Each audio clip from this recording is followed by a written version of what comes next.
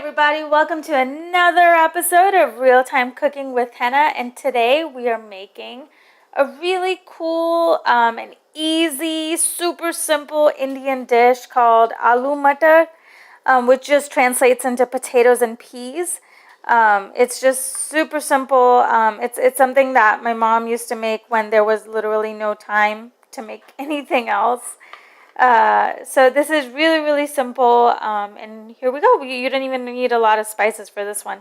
So what I'm doing right now is I've boiled 3 Idaho potatoes, and this is, I guess, serving for 2 people with a little bit of leftovers. So I've boiled 3 Idaho potatoes by microwaving them for about 6.5 minutes. And what I do is I just put a little slit in the potato and then pop them in the microwave.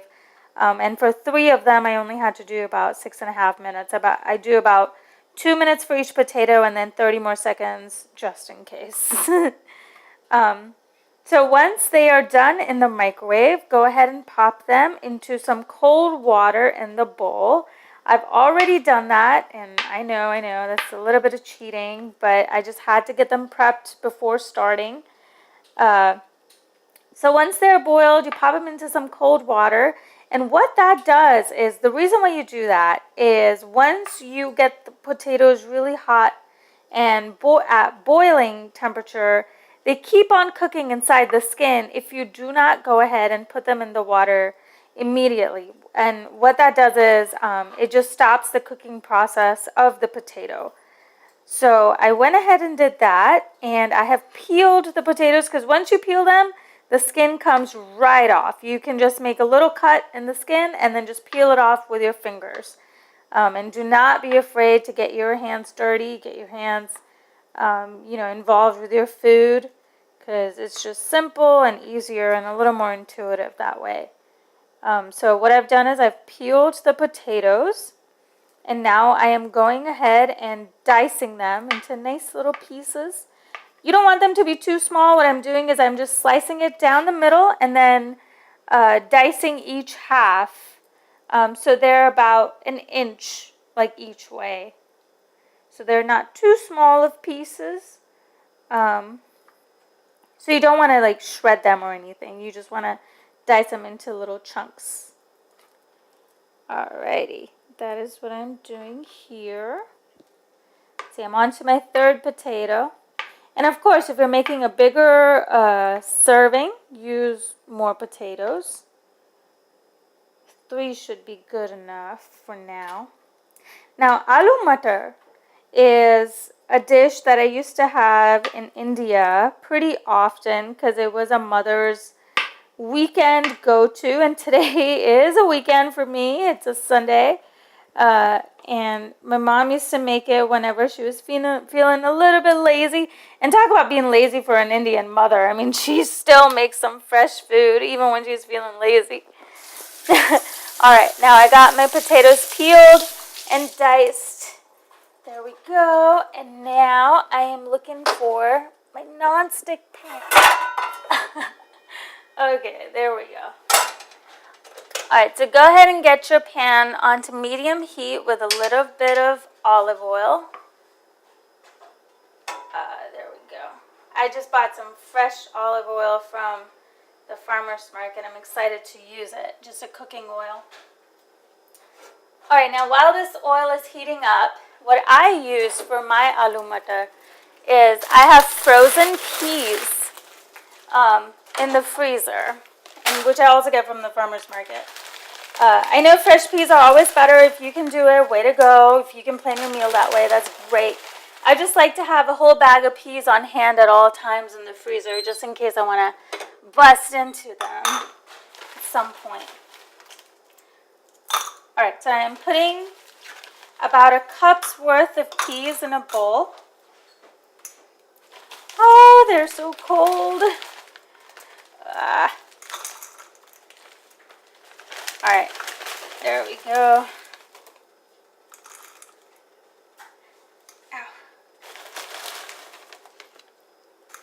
Alright, so you put about a cup's worth of peas in a bowl, and then you pour water over them until they're fully covered.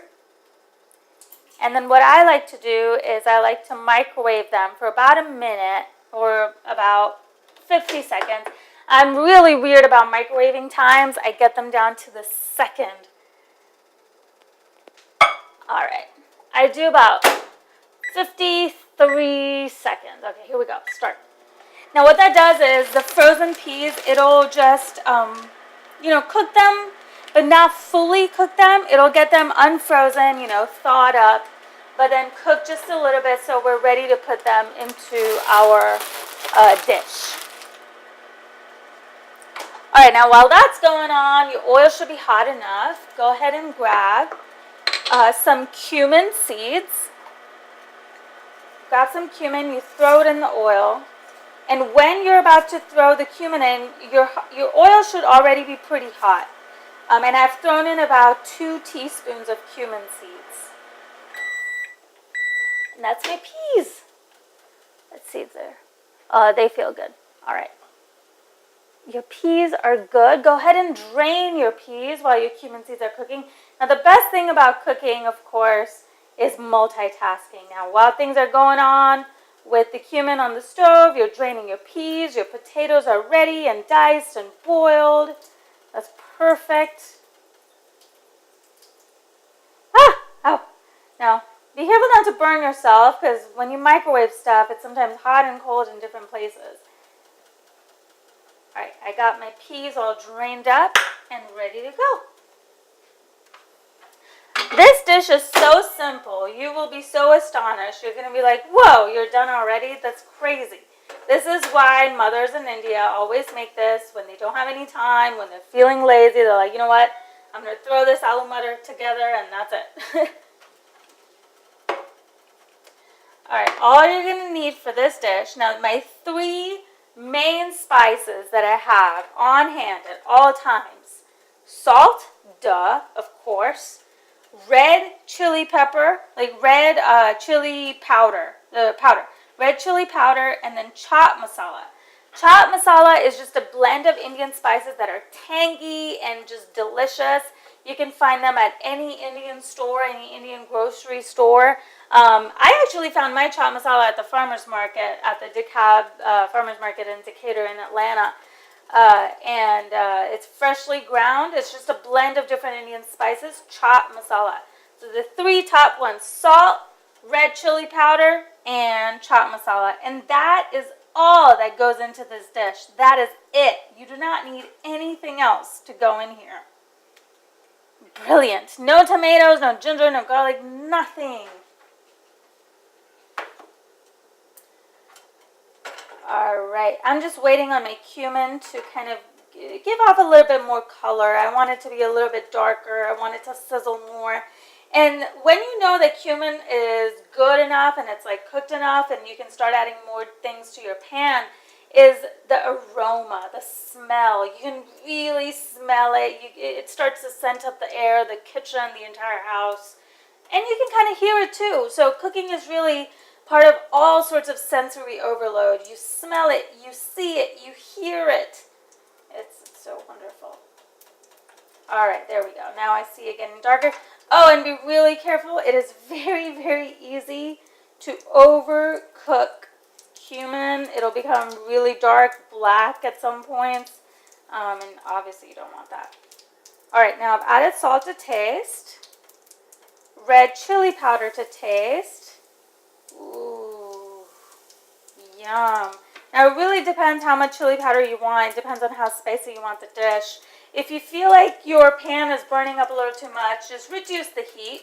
Take it easy. Move your pan over to a cool stove. All right, after red chili powder, you want your chaat masala. I am putting in about 3/4 teaspoon worth. That's it. That's it. There we go. And honestly, that is all you have to do. Okay, there we go. I had to move my pan away.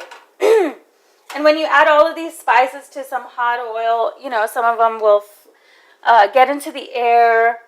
You might smell them a lot. Feel free to turn your vent on. All right, those are my peas going in. That's a nice sound, isn't it?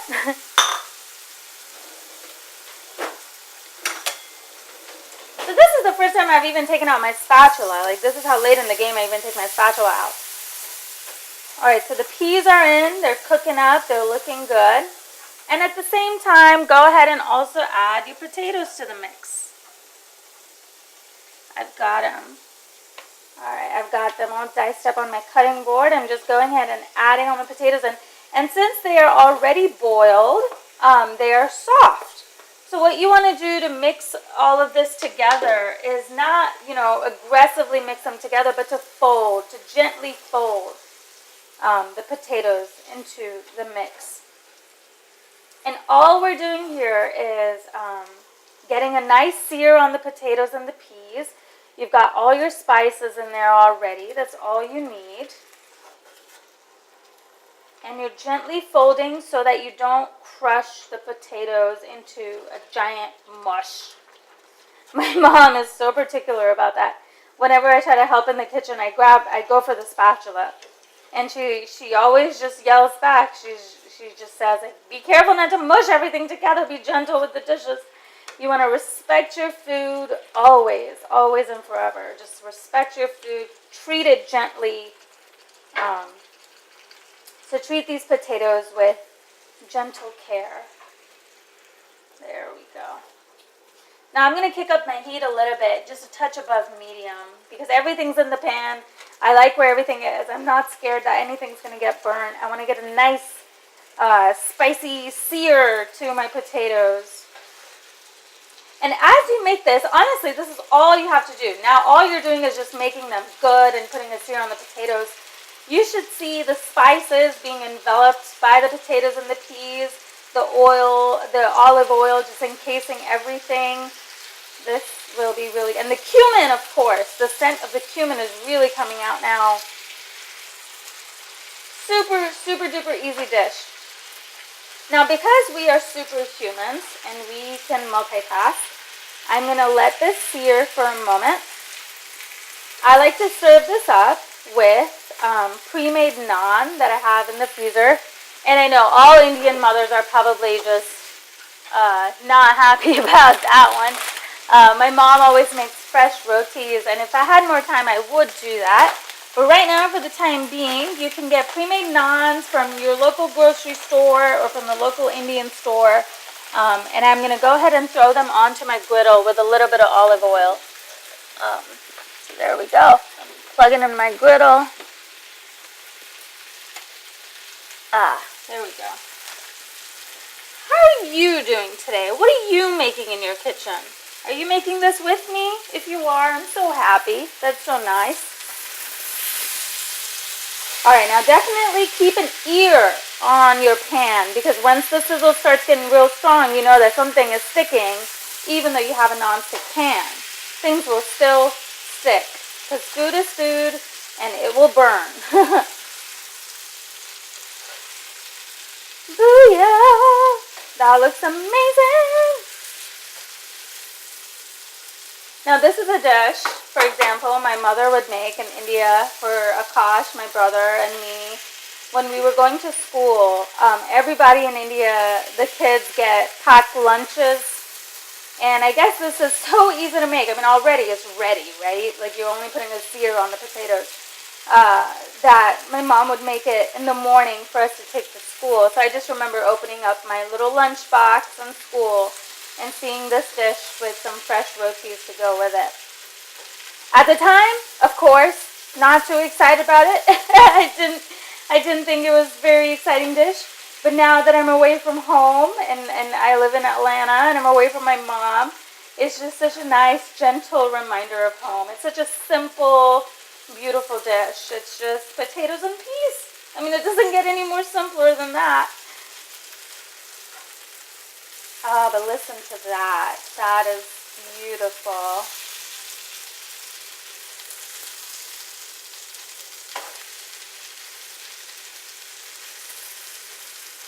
Booyah! What time do you have to go to work tomorrow? I go in at 5 a.m. Can you beat that? Can you beat that in time? Alright, now I'm just putting my naans on the griddle. What I'm using is tandoori naan, and it's by Deep. From just your local Indian grocery store. And of course you can use your general Publix naans as well. They're really yummy as well. I'm putting 3 down because I know Andy likes to have 2. I just like to have 1.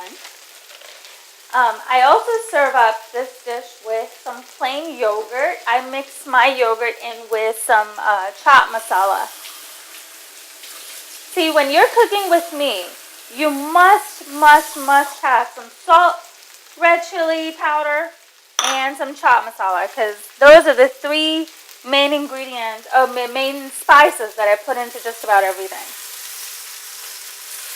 Oh, you hear that sear? I love it.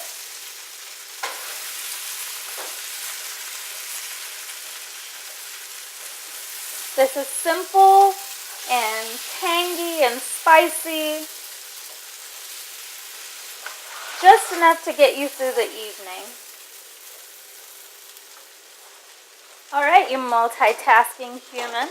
Go ahead and grab your yogurt from the refrigerator, as I do.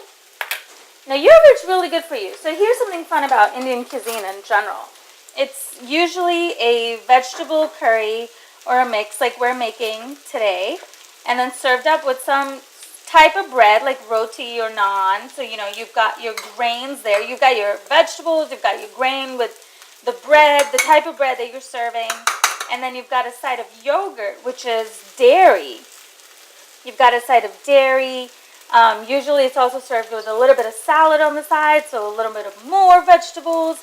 So all you're looking for is well-balanced, you know, more parts of the food pyramid on your plate.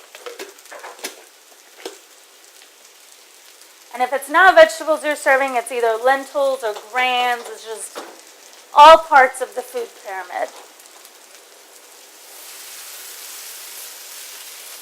Alrighty.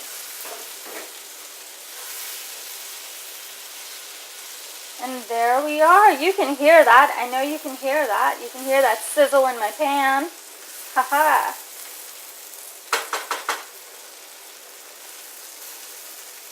And that is it. You've got your naan going on the griddle. I've got my yogurt ready. Andy doesn't like to eat yogurt, so he doesn't eat it. Rats. But I've got my yogurt, I've got my naan, I've got my potatoes and peas. That is it. A nice, homely, warm dinner. I really hope you try this. Let me know if you try it. I'm here rooting for you. Try making this dish. It is not very difficult at all.